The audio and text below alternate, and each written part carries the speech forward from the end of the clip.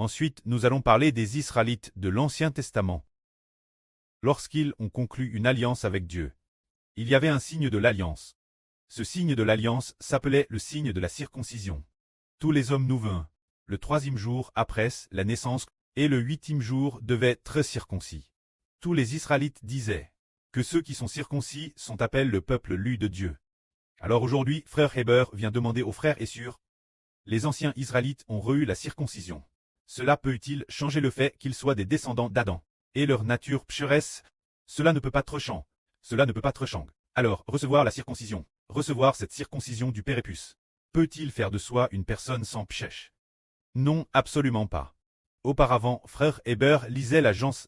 Dieu a dit à Abraham que les descendants d'Abraham et Abraham lui-même devaient être circoncis. Frère Heber avait acheté de se faire circoncire lui-même. Haha, c'est vrai. J'ai dit OLL, Abraham et ses descendants ont été circoncis. Pour devenir le peuple lu de Dieu, et si je me faisais circoncire aussi, pour pouvoir devenir le peuple lu de Dieu, aujourd'hui je ne me ferai pas circoncire madame juste la mort. Haha. Ils savent que la circoncision ne fait pas de nous le peuple lu de Dieu. Cependant, frère Heber n'a pas de circoncis.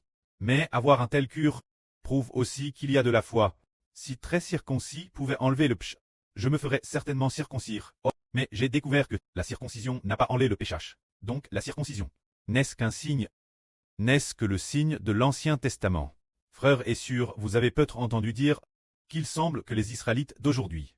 Ah, les Israélites, ils se vantent d'être appelés descendants d'Abraham. Ils vont madame jusqu'à peut-être maintenant pour les garons nouveaux. Les Israélites de souche, peut-être qu'ils pratiquent encore sur les garons nouveaux la circoncision le 8e jour. Mais aujourd'hui, frère Heber dit que l'alliance de la circoncision est abolie.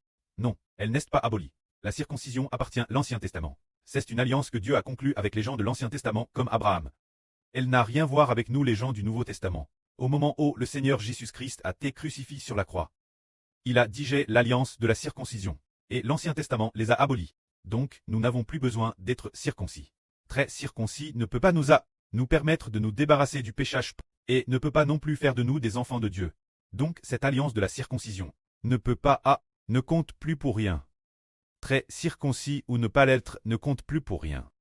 Pourvu qu'aujourd'hui, nous devenions le peuple lu de Dieu.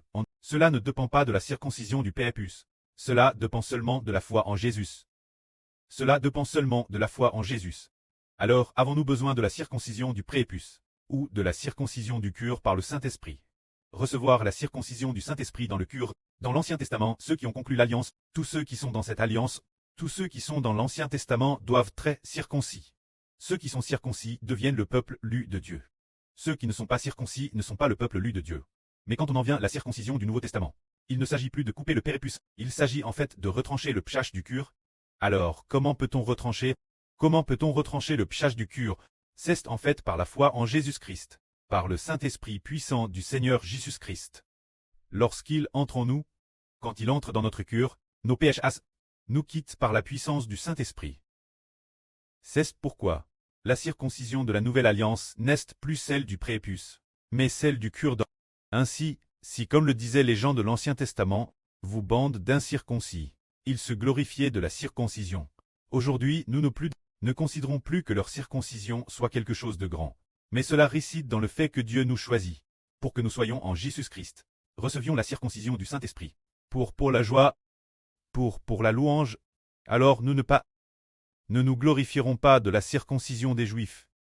Alors les Juifs d'aujourd'hui, s'ils sont circoncis, ne sont-ils pas tous de madame des pécheurs? Ce sont des pécheurs, car la circoncision du Pérépus de l'Ancien Testament ne peut taire le péché. Mais aujourd'hui nous avons reçu le Saint-Esprit. Le cure a reçu la circoncision, et hâte le péchage du cure. Alors, parce que nous croyons en Jésus, recevoir la circoncision de la nouvelle alliance fait de nous des hommes vraiment justes. En parlant ainsi, la justice de l'homme ne réside pas dans la circoncision du prépuce, mais dans sa foi en Jésus. Ayant cru en Jésus, le Saint-Esprit entre dans le cure, après que le cure a été circoncis. L'homme devient alors une personne juste. Alors ce qui nous rend cesse de croire en Jésus. La circoncision du cure est la vraie circoncision. Le juif de cure est le vrai juif. Se dire qu'après avoir cru en Jésus, avoir eu la circoncision du cure est la vraie circoncision. La circoncision du Pérépus de l'Ancien Testament n'est-ce qu'une fausse circoncision. Elle ne peut sauver, seule la circoncision du cure sauve.